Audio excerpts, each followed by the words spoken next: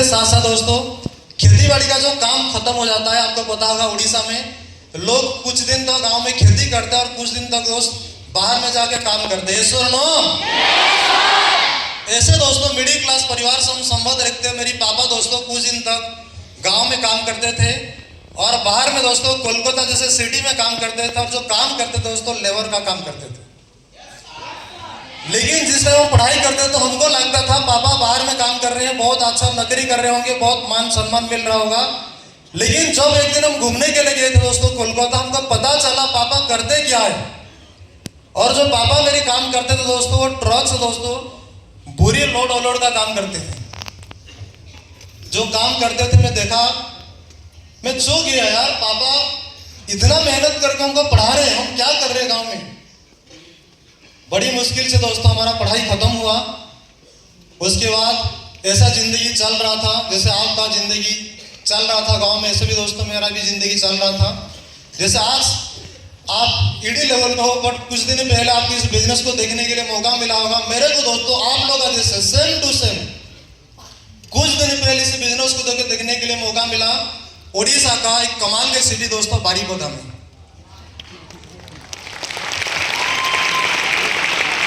आगे दोस्तों बात करें, हम आगे आने के बाद कंपनी की पूरी सेमिनार को देखे, पूरी प्लान को देखे, और पूरे प्लान को देखने के बाद दोस्त बहुत अच्छा लगा। एक कॉन्सेप्ट दोस्तों बहुत अच्छा लगा, वो था दोस्तों लेवरेज कॉन्सेप्ट।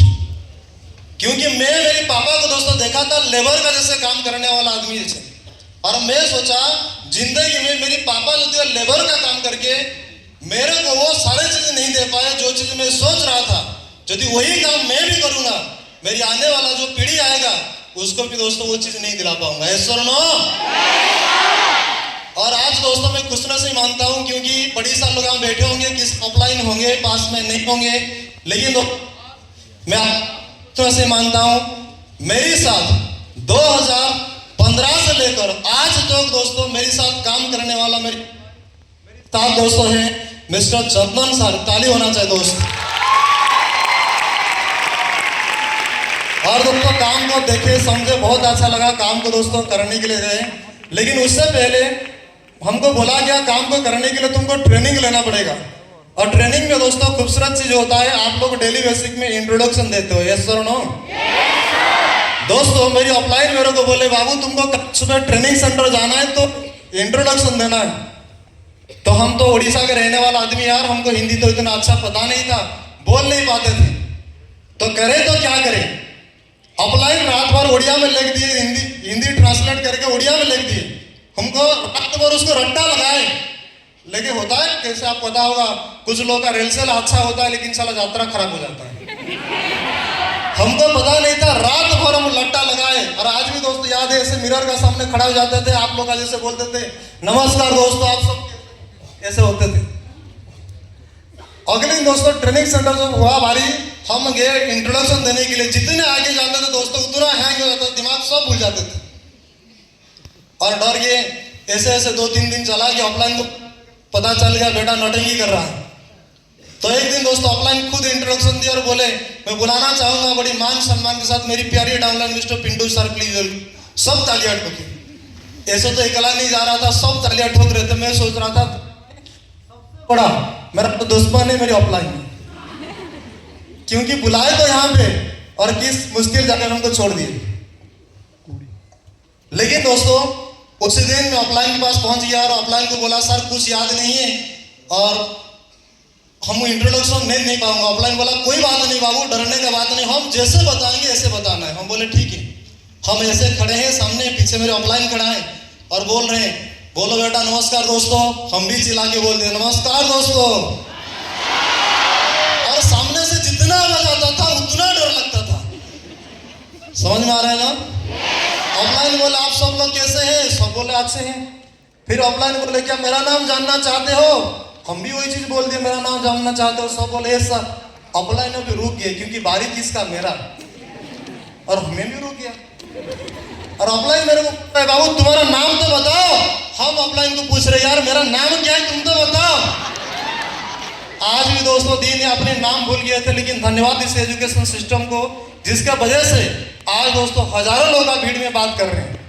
तो इसलिए दोस्तों धन्यवाद देना चाहता हूँ हमारे कंपनी के एजुकेशन सिस्टम को दोस्तों।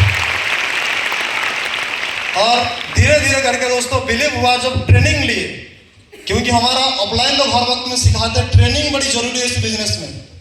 धीरे धीरे करके दोस्तों ट्रेनिंग लिए, लेकिन हमको पता नहीं था, दुनिया से जब उठ के आते थे और दुनिया वाला बोलते थे हर वक्त में हम तुम्हारा साथ में हैं, लेकिन जब अपने जीवन में कुछ करने के लिए हम सोचे, दुनिया वाला पहले बार हमारा पैर खींचे, बोले क्या कर सकता है यार तुम। आज भी दोस्तों याद है जो बड़ी बड़ी ट्रेनिंग हम लेके आते थे, ऐसो ट्रेनिंग लेके आते थे, बड़ी मोटिवेट हो जाते थे, हमारा घर वालों को फोन करके मोटिवेट बात करते थे। और उसी टाइम रिसेंटली शारदा विवाह पकड़ा गया, पता होगा।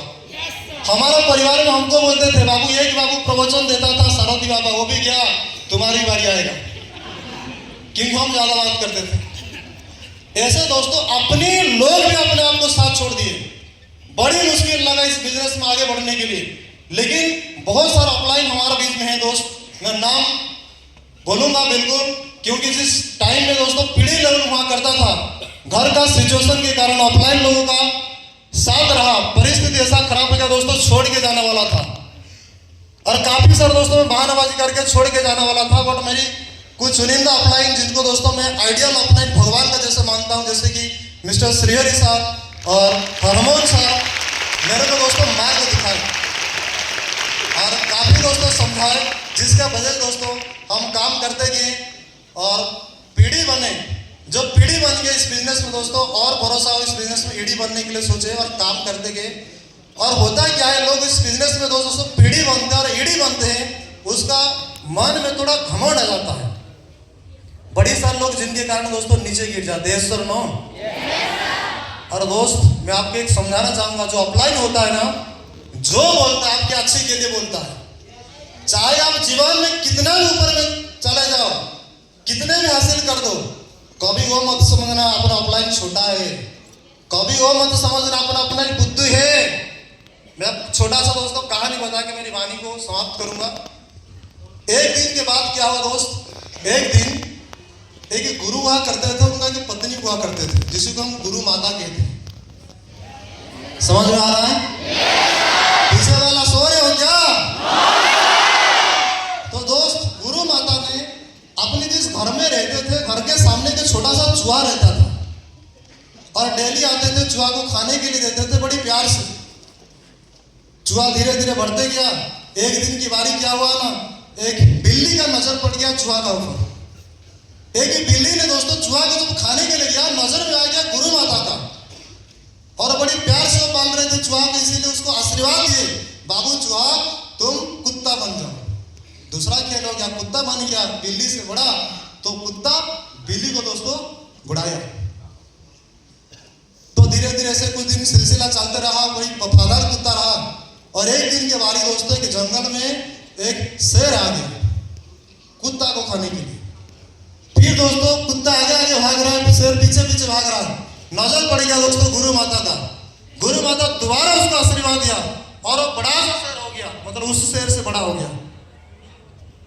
और दोस्तों फिर वो बड़ा शेर को देख के वो छोटा शेर भाग गया। ऐसे कुछ दिन सिलसिला चलता गया। वो शेर अपने गुरु माता घर में रहा। लेकिन बात क्या हुआ ना, जो लोग आते थे वो चूहा को, जो लोग आते थे वो शेर को देखते थे, कोई शेर को तारीफ नहीं करता था। सब बोलते थे यार तुम्हारा नसीब कितना अच्छा है, गुरु माता की वजह से आज तुम चूहा से शेर बन गए। तो दोस्तों वो शेर ने सोचा कि गुरु माता की वजह से आज लोग मेरे को तारीफ कर रहे हैं, मेरा कुछ अस्तित्व नहीं है, मैं ऐसा काम करूंगा तो गुरु माता को खत्म कर दूंगा मारकर, तो सब खेल खत्म हो जाएगा, मैं राजा बन जाऊंगा। समझ में आ रहा है? तो हुआ क्या दोस्त, एक दिन गुरु माता ने अपने योगियों में बैठे हैं, ध्यान में बैठे हैं, वो शेर दोस्तों गुरु माता को शिकार करने के लिए जा रहा था। आंखें खोले गुरु माता, फिर दोस्तों उसको कोपो डाल दिए और बोले बाबू तू जो शेर हुआ था फिर दोबारा चूहा बन जा। तो दोस्त मैं आपकी इसी कहानी से वो समझाना चाहता हूँ, जो अपलाइन की वजह से आप आज पीढ़ी बने हो, जो अपलाइन की वजह से आप आज ईडी बने हो, कभी उसको छोटा मत समझिए। वो अपलाइन आपको पीढ़ी बना सकता है, वो अपलाइन आपको आड़ी बना सकता है, वो अपलाइन आपको शेर बना सकता है, चूहा भी बना सकता है। तो इसीलिए मैं इतना बताऊंगा, हमेशा अपना अपलाइन को दोस्तों इज्जत करें, हमेशा अपना अपलाइन को बात सुने और कंपनी की पूरी सिस्टम को काम कीजिए। जैसे कंपनी की बिजनेस प्लान को मैं फॉलो किया, आज दोस्तों मेरी 4 लाइन चल रहा है। हर महीना में दोस्तों मैं ग्लोबल में जाता हूँ, जिनका वजह से आज मेरी चेक इतनी बड़ा हो रहा है। और उतना आप सभी को संदेश दूंगा, आप ज़्यादा से ज़्यादा अपना प्लाटून लाइन में ध्यान दीजिए ताकि बड़ा चेक बना सकते। बाकी दोस्तों बात मेरी उतना था, तब तक के लिए थैंक यू। और सबसे ज़्यादा धन्यवाद देंगे हमारा प्रदीप सर, ऑफलाइन को हर वक्त हमको सिखाते हैं, हर वक्त में दोस्तों गाइड करते हैं। धन्यवाद देंगे सभी ऑफलाइन को, तो सभी ऑफलाइन को मेरी तरफ से दोबारा हाथ जोड़ कर नमस्कार। Thank you sir.